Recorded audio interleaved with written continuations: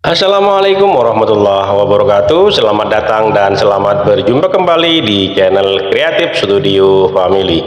Pada kesempatan kali ini saya mau berbagi informasi seputar kasus pembunuhan Vina, yang mana kasus pembunuhan Vina ini dibahas oleh Bunda Widya, dan yang mana Bunda Widya ini membahas masalah tentang Vina dan membuka tentang masalah Ibtu Rudiana dan mantan Bupati Cirebon ya.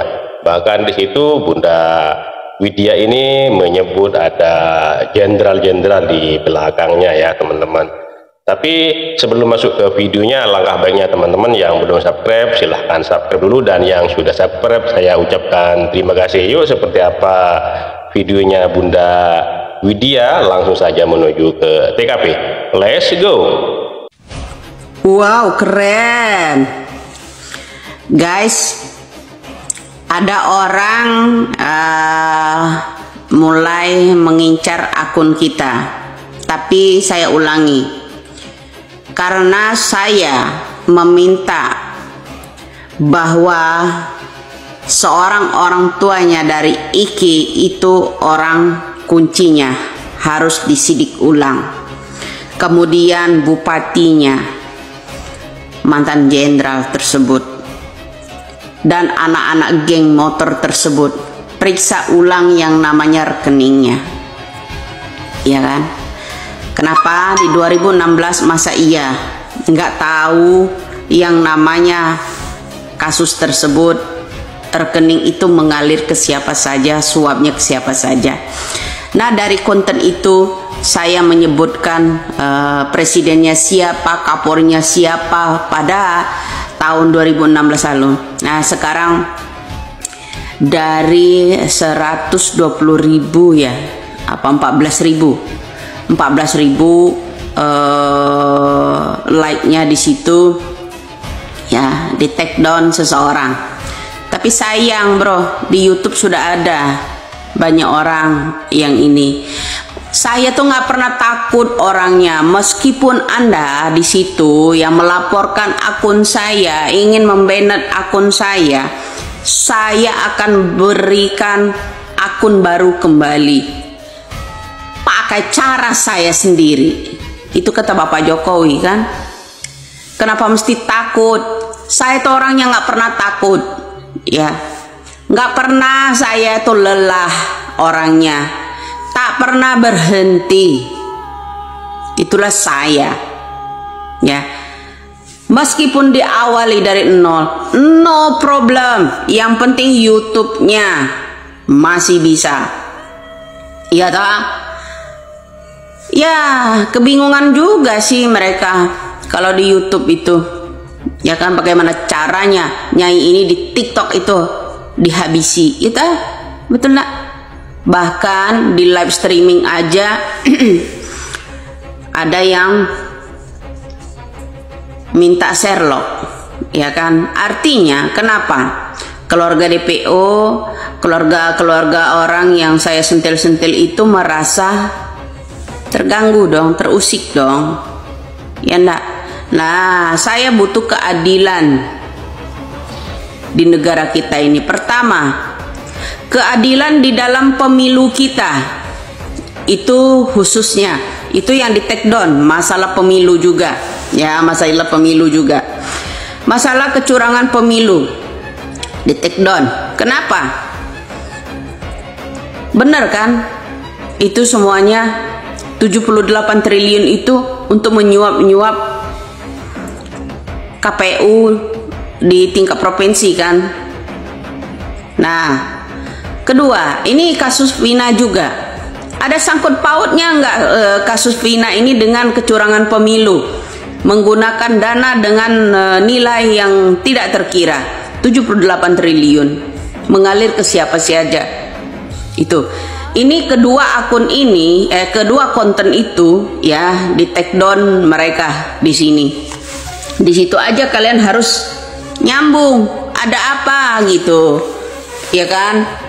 Nah, saya akan meminta, kalau memang kepastian hukum di Indonesia ini ya pingin ditegakkan, Jangan hanya tajam untuk rakyat kecil aja. Seperti saya ulangi kembali kasus yang namanya di Subang kemarin, sebagai geng motor ya, ada mahasiswa juga ya, seorang siswa ya namanya Muhammad Idan, korbannya itu gercep, kepolisian nangkapnya. Kenapa giliran geng motor yang melibatkan anak-anak bupati ya, polisi jadi letoy begitu ya? Kenapa penegakan hukum kok letoy, giliran ini geng motornya ada melibatkan anak wali bupati dan wakil bupati dan seorang bupatinya. Nah, tolonglah buat Polda Jabar ya saat ini ya. Kenapa dikit-dikit kasus orang ya di terutama daerah Jabar ini susah tuntasnya, dari segi yang kecil maupun ini. Terutama ada pula ya teman kita di sana kasus yang namanya bisnis ya, kerjasama, kok di penjara. Dari 1,8 miliar dijadikan 2,8 miliar, artinya nambah ini ya. Kemudian HP orang itu X-Pro diganti dengan Oppo setelah mereka itu di penjara. Nah, permainan apa yang ada di Polda Jabar gitu? Setiap kasus kok dibekukan, nggak ada yang tuntas. Permainan apa ya kan?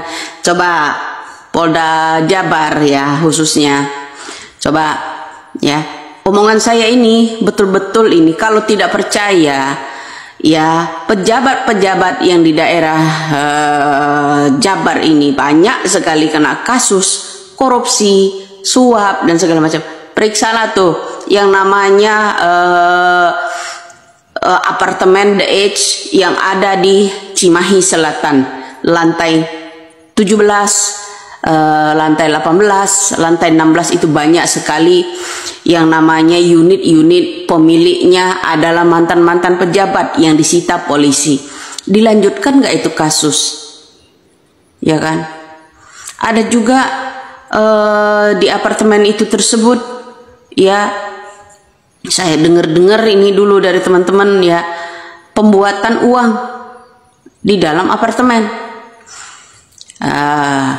Itu kala menjelang yang namanya pemilu, menjelang yang namanya pileg, pilkada, pilkup. Nah, selalu ada di situ. Itu sudah disita ruang itu pada waktu itu.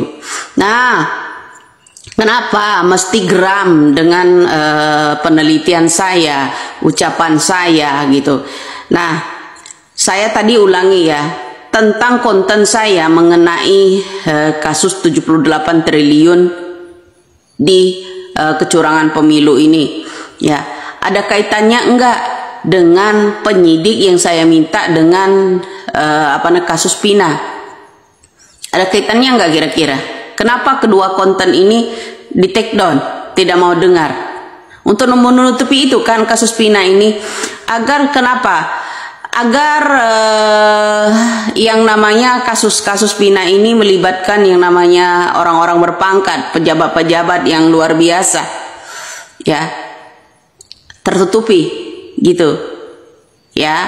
Jadi buat netizen yang geram dengan ini konten saya itu, bilang pelecehan dan segala macam, tidak ada unsur pelecehan di situ. Ini pengungkap kebenaran, edukasi sangat positif.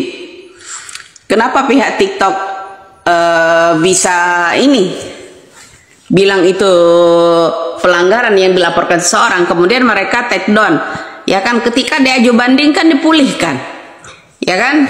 Nah, ada apa gitu? Ada nggak kaitannya ya dua konten ini mengenai yang namanya kasus korupsi 78 triliun dana yang digunakan pemilu, kecurangan pemilu, dengan kasus Vina. Ketika saya mengungkap dana 78 triliun ini kemarin, muncullah yang namanya kasus Vina agar digegerkan, agar kita lengah, ya kan, dari kasus kecurangan pemilu dan dananya mencapai 78 triliun, ya kan. Untuk di daerah aja ditransfer sebesar 30 miliar. Nah, semoga logika kalian nyambung, ya, nyambung dari kedua konten saya ini. Saya minta penyidik yang namanya orang almarhum itu sendiri dibuka kembali kasus ini, ya kan, agar ketahuan suap dari bandar itu mengalir ke siapa saja, termasuk geng motor.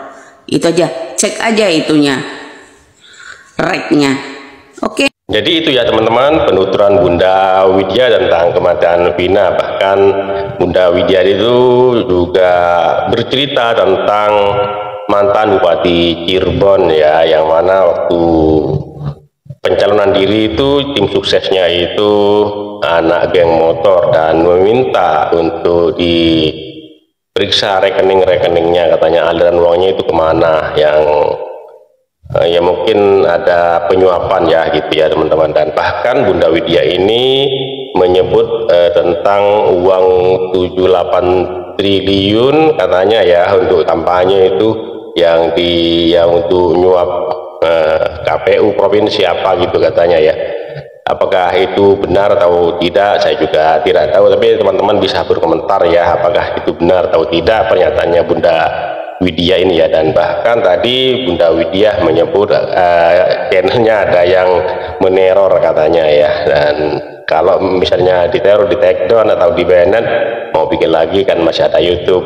Untuk di TikTok ini masih ada katanya ya, mau bikin dengan cara saya sendiri kata Pak Jokowi gitu ya. Jadi nyebut-nyebut Bapak Jokowi tadi Bunda Widya itu, jadi dengan cara saya sendiri kata Pak Jokowi gitu ya, jadi nyebut-nyebut Bapak Jokowi. Oke, terima kasih buat teman-teman semua. Mohon maaf apabila ada kata-kata yang salah, yang kurang berkenan, mohon dimaafkan. Dan buat teman-teman yang baru menemukan channel ini, mohon dukungannya dengan cara subscribe, like, komen, share, dan nyalakan loncengnya agar tidak ketinggalan video-video menarik lainnya. Terima kasih, sampai jumpa di video selanjutnya. Wassalamualaikum warahmatullahi wabarakatuh.